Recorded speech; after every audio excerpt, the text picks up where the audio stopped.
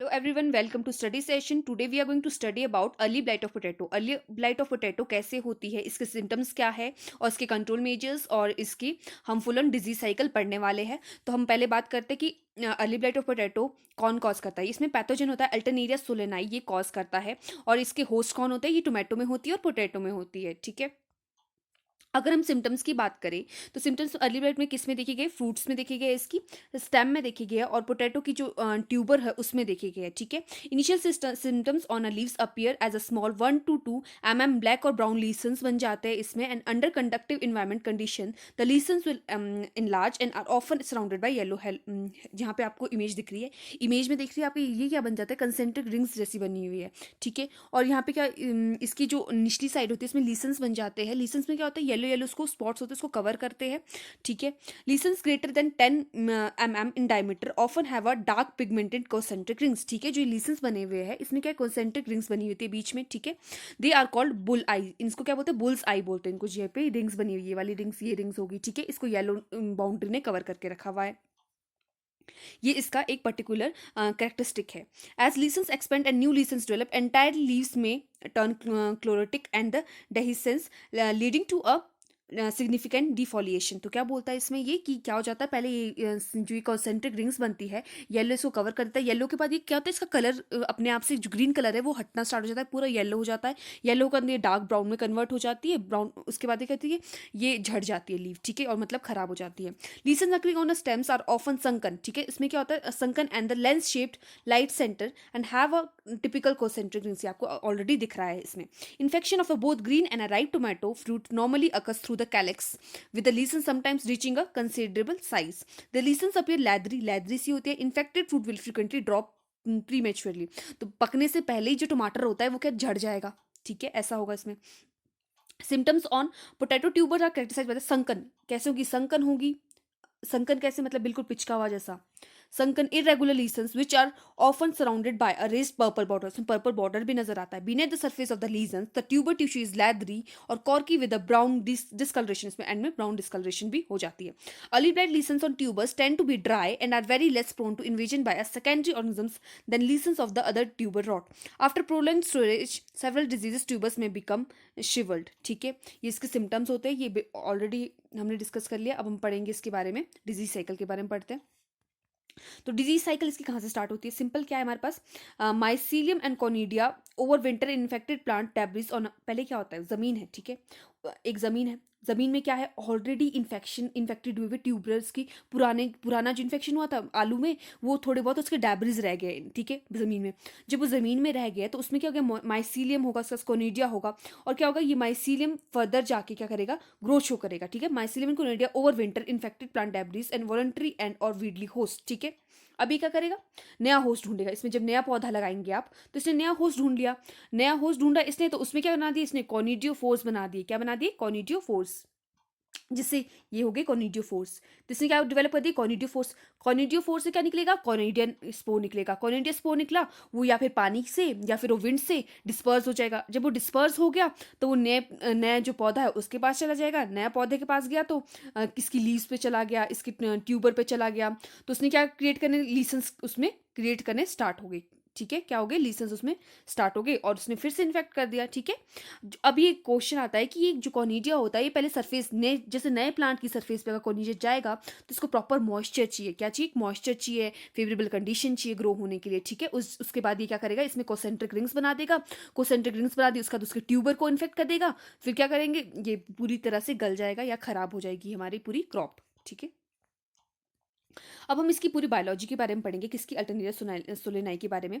अभी क्या बोलता है, the causal pathogen of early blight is the fungus Alternaria solani. This is non sexual stage. ठीक है. इसमें सेक्सुअल रिप्रोडक्शन नहीं होती है, तभी इसको किस क्लासिफिकेशन में रखा है, इसको ड्यूट्रोमाइसिटीज में रखा है. किसमें रखा है, सिर्फ सेक्सुअल शो करता है. ठीक है. The mycelium is haploid and septate. Haploid होगा, सिंगल होगा मतलब, और सेप्टेड मतलब कि उसमें सेप्टे बने, सेप्टा होंगे, जैसे कि इस तरह से क्या, माइसीलियम सेप्टास बने हुए हैं. ठीक है.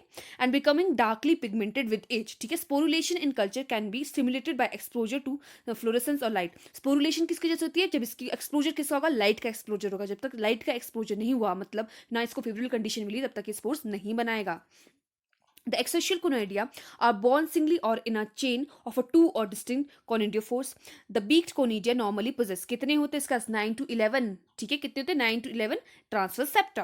अब इसके लिए कंडीशन कैसी चाहिए, वार्म चाहिए, ह्यूमिड चाहिए, 24 to 29 डिग्री सेल्सियस. और इन्वायरमेंट कंडीशन कैसी चाहिए, जो इन्फेक्शन इसको कॉज इन्फेक्शन को बढ़ावा दे, मॉइस्चर क्या चाहिए इसको, अच्छा मॉइस्चर चाहिए, ऑप्टिमम टेम्परेचर अच्छा चाहिए इसको, ठीक है. Conidia will germinate in approximately 40 minutes. कितना टाइम लगेगा, 40 मिनट्स लगेंगे. Desiccated germ tubes are able to renew growth by rewetted and hence infection can under unconditional alternating wet and dry period. अब इससे क्या समझते हैं हम, ठीक है. इसके लिए क्या चाहिए, वेट कंडीशन चाहिए इसको बिल्कुल, और ड्राई पीरियड भी चाहिए, दोनों पीरियड चाहिए इसको. किसके लिए, जर्म ट्यूब को, जर्म ट्यूब ताकि ग्रो करे, ताकि जर्म ट्यूब पेनिट्रेट करे. किस में पेनिट्रेट करेगी, फिर वो लीफ में करेगी, उसके एपिडर्मिस में करेगी, या फिर डायरेक्टली किसी के स्टोमेटा के थ्रू भी जा सकती है, ठीक है, जर्म ट्यूब अगर ग्रो कर गई. Infection of potato tubers usually occur through a wounds in a tuber skin.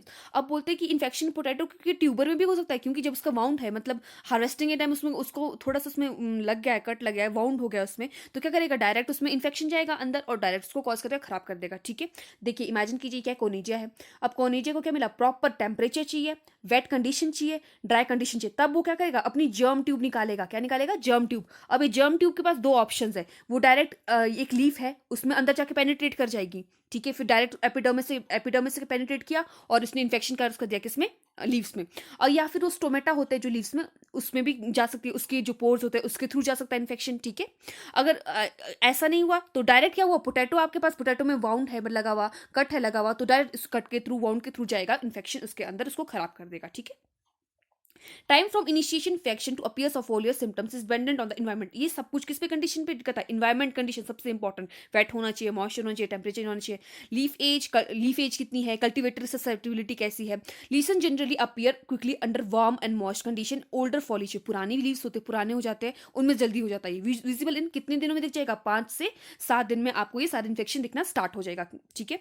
A long wet period is required. अच्छा, अब लॉन्ग वेट पीरियड चाहिए किसके लिए, स्पोरुलेशन के लिए, ताकि स्पोर कोनिडिया के लिए, ठीक है. But it also occur under condition of the alternating wet और ड्राई सीजन अल्टरनेशन में होता है ये. Conidiophores are produce during wet nights. अच्छा, कोनिडियोफोर्स कब प्रोड्यूस हुए, वेट नाइट होगी जब ये. And the following days light में ड्राइनेस में क्या होगा, उसने स्पोर्स निकाल दिए, ठीक है. बहुत सिंपल है ये. पहले क्या हुआ, वेट कंडीशन है हमारे पास, बिल्कुल अच्छा पानी है, ठीक है, मॉइस्चर कंटेंट अच्छा है, तो उसने क्या बना दिए, कोनिडियोफोर्स बना दिए. कोनिडियोफोर बन गया तो ड्राई लाइट वाली कंडीशन आ गई, तो उसने कोनिडिया बना दिया. बस इतना सा है. Secondary spread of disease result from conidia being disperse mainly by, किस से होता है, विंड से होता है, रेन से होता है, ठीक है, और इरिगेशन के थ्रू भी हो जाता है ये. अब हम इसके रोकते कैसे, इसको हम डिजीज मैनेजमेंट की बात करेंगे, तो इसमें हम कल्चर प्रैक्टिसेस कर सकते हैं. जैसे पैथोजन क्या होता है, winters, the pathogen over winters on infected crop debris, उसको हम पूरी तरह से सैनिटाइज कर देंगे. जैसे जमीन पे विंटर्स में होता है कि वो एक्टिव हो जाता है, बिल्कुल कर लेगा अपना काम, ठीक है, तो हम क्या करेंगे, उसको पूरी तरह से सैनिटाइज कर देंगे, जमीन को थोड़ा से उसमें जो रहे पार्टिकल्स रहे, अल्टरनेटिव रहे कि जो पोटैटो वगैरह के डेब्रिस रहे हुए उनको हम निकाल देंगे, ठीक है, पूरी तरह से सैनिटाइज कर देंगे. कंट्रोल वॉलेंटस, वीड्स वगैरह को हटा देंगे हम, ठीक है. और alternative host for disease prior to the planting the new crop को लगाने से पहले वीड्स वगैरह टोटली हटा देंगे. Help to reduce the risk of the transmission of disease, उससे क्या होता है, हेल्पफुल हो जाता है कि ट्रांसमिशन डिजीज नहीं होगा, ठीक है. एंड्यूरिंग सीड्स और ट्रांसप्लांट्स आर पैथोजन फ्री. अच्छा, जो हम सीड्स वगैरह लेंगे या फिर उसको हम बिल्कुल देखेंगे कि उसमें पैथोजन ने अटैक नहीं किया हुआ होना चाहिए, बिल्कुल अच्छी होनी चाहिए, वो कैसी होनी चाहिए, और उसमें फील्ड रोटेशन भी करा सकते हैं हम, ठीक है. And non susceptible host crops will also help to reduce the buildup of the inoculation in the soil, ठीक है.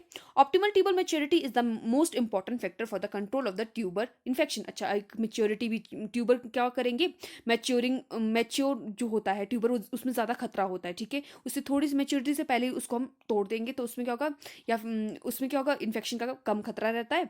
और क्या होता है, जो वाउंड्स होते हैं हार्वेस्टिंग के टाइम क्या होता है, उसमें कट वगैरह लग जाता है पोटैटो वगैरह में, हार्वेस्टिंग टाइम हम ध्यान रखेंगे कि बिल्कुल भी उसमें कोई कट वगैरह ना लगे, वाउंड ना हो, ताकि उसमें ऑर्गेनिजम्स अंदर जाने की उसके लिए जगह ना मिले. Tuber infection can be reduced by careful handling during harvest to minimize wounding as well as avoiding the harvesting during the wet condition is possible. ठीक है, बिल्कुल सिंपल है. Tuber should be stored in a कितने इसमें चाहिए, 50 to 55 Fahrenheit at a high relative humidity होनी चाहिए उसकी, विद प्लेंटी ऑफ एयरेशन, उसमें अच्छी हवा वगैरह जानी चाहिए, बिल्कुल मॉइस्चर कंटेंट ज़्यादा जमा नहीं हो जाना चाहिए, ठीक है. और अगर वाउंड हो भी गया तो उसको हीलिंग के लिए रिड्यूस करना कि वो उसका हील कर ले अपने को अच्छी एयर कंडीशन में, ठीक है। During the season overhead irrigation schedule should minimise the duration of leaf wetness in the crop, wetness नहीं होनी चाहिए लीफ में ज़्यादा। अवॉइड इरिगेशन इन कूल, अच्छा क्लाउडी, जब मौसम ऐसा खराब सा हो, धुंधले बादल हो और ठंड हो बहुत ज़्यादा, तो हमें क्या करना चाहिए, इरिगेशन को हमें अवॉइड करना चाहिए ताकि उसमें वेट एनवायरमेंट उसके लिए ना मिले, ठीक है। Maintenance of adequate soil fertility level is also critical for the managing early blight, ठीक है। The disease often associated with the crop suffering for the lack of nitrogen particularly towards the end, ठीक है। किसका lack नहीं होना चाहिए, nitrogen का lack नहीं होना चाहिए, वो भी किसको बढ़ावा देता है, डिजीज की ससेप्टिबिलिटी ग्रोथ को क्या देता है, बहुत ज़्यादा बढ़ावा देता है, ठीक है। अब हम दूसरी बात करें, रेजिस्टेंट कल्टीवेटर और केमिकल कंट्रोल की बात करें। रेजिस्टेंट वेराइटीज लगा सकते हैं हम क्या किसका यूज कर सकते हैं, wild variety that is lycopersicon species का यूज कर सकते हैं to show a high degree of resistance in breeding program have led to release of the number of cultivator potato और tomato with the degree of resistance to early blight, ठीक है।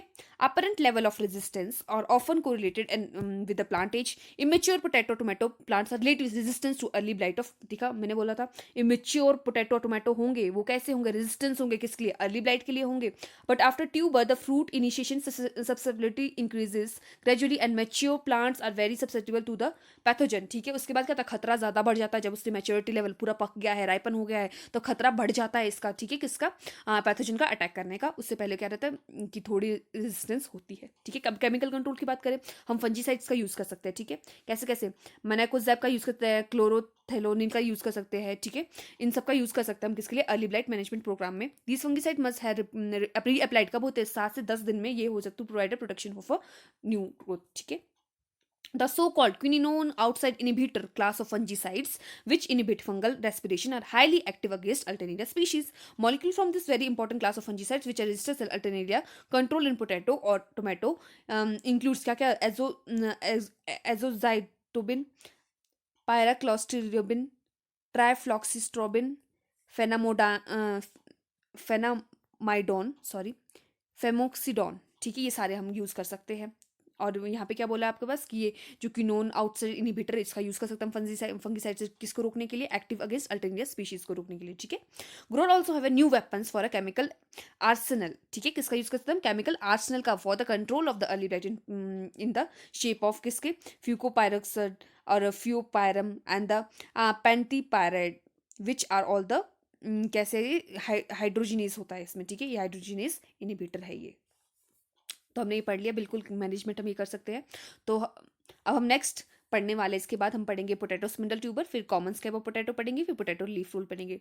If you like my video then please subscribe my channel and thank you.